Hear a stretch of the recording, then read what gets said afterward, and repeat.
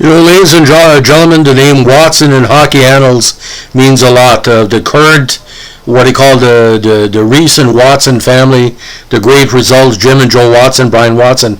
But there's two Harry Watsons that made it to the Hall of Fame. The first one, of course, was the great hero of the 1924 Olympics, the great defenseman. But the second Harry Watson, known to his friends as Percival, but also known to his opponents as Whipper Watson because of his resemblance to Whipper Billy Watson.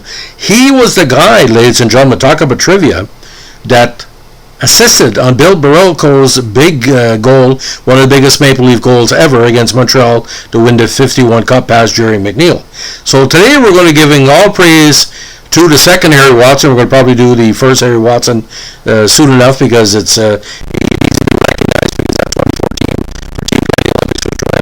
Now, Harold Percival Whipper Watson finally made it to the Hall of Fame in 1994 after almost a half dozen cups.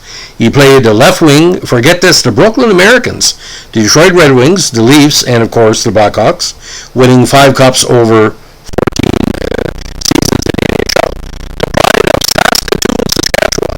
He played junior hockey for the Saskatoon Junior Chiefs in 39, the Saskatoon Chiefs and Saskatoon Dodgers in 1940, and the Saskatoon Junior Quakers in 1941.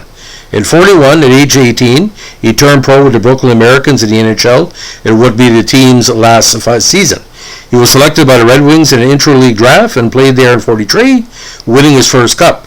However, the war called, and he joined the Royal Canadian Air Force as World War II escalated. While in the military, he played for the Montreal RCF team in 43-44, as well as for the Saskatoon RCF squad. The following year, he played for the Winnipeg RCAF formation. Now, after a 2-year break from the NHL for military service, he rejoined the Red Wings after the conflict for one campaign and eventually traded to Maple Leafs on September 21st, 46 for, of all people, the very talented Billy Taylor. Now, he played 8 seasons for the Leafs, winning 4 cups over that period. Now, a very handsome young man. He kind of looked like a combination of Kirk Muller and a little bit of George Clooney. I kid you not, very handsome man. In 1949, he led the Leafs in points and goals with 26 counters and 19 helpers in 60 games. He didn't take a single penalty throughout the entire season. Now, shortly into the 55 campaign, the Leafs sold Watson to the Blackhawks. After 3 years in Chicago, he played 1 more year as a pro as player-coach of the Buffalo Bisons in the AHL. Eventually retired in 1958.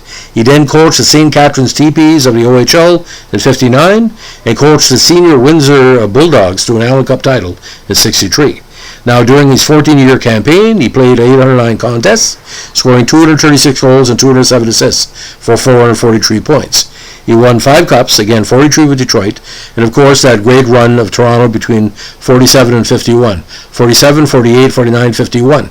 Don't know why he was only inducted in 1994. He should have been put in quite earlier. Now, he played the Memorial Cup in 1940 and 1941, scoring 21 goals in 18 games in those events. Now, with the Bisons, he had 23 points in his last season. Final NHL playoff totals: 16 goals, 9 assists for 25 points. But let's look at some rough information on Harry Watson. Now, this comes from directly from the Hockey Hall of Fame website. It's very interesting. He signed as a free agent again with Brooklyn in October 1941. He made his NHL debut in a 1-0 loss to Chicago on November 6, 41. Now, he also finished second in goals in NHL in 49. He also scored a Stanley Cup winning goal in Toronto's 7-2 victory over Detroit in 1948.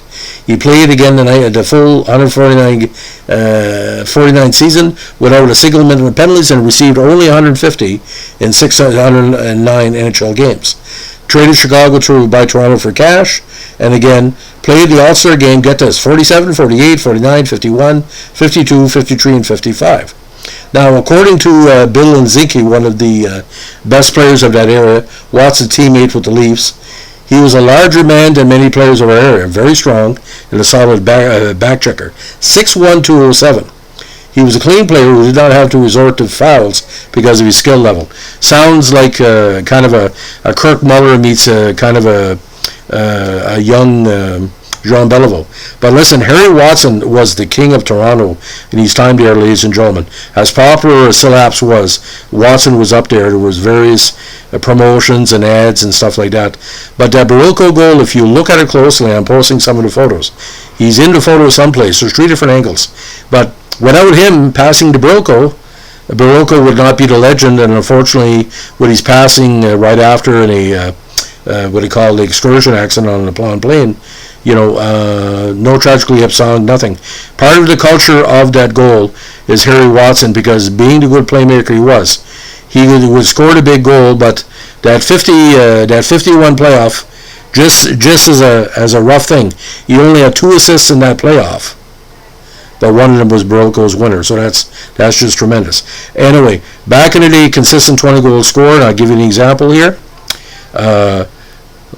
47 to the end of his career. He had 19, 21, 26, 19, 18, 22, 16, and 21 goals until moving to Chicago, and he had 15 combined between Toronto and Chicago. Anyway, he would always be ready for a teammate or a player to score the big goal, and that's what Barilko was.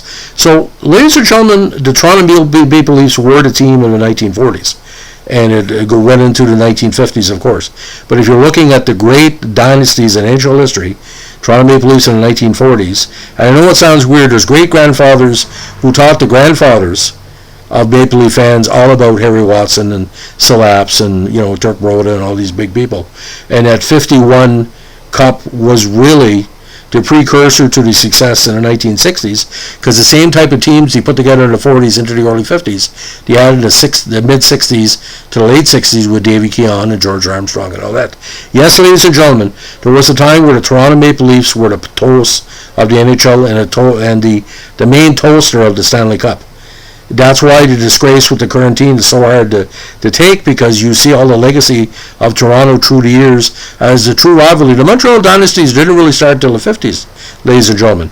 They won in 44 and 46, but you can't call that a dynasty. So until Richard became Rocket Richard, and Jean Beliveau became Jean Beliveau, and Butch Bouchard and all the big pieces they needed, Toe Blake and Locke and all that, that was pretty, it was a weird time where Toronto was a dominant team against Montreal. So, ladies and gentlemen, if you like what they're doing in our vintage podcast, let us know what to like, comment, subscribe, or share.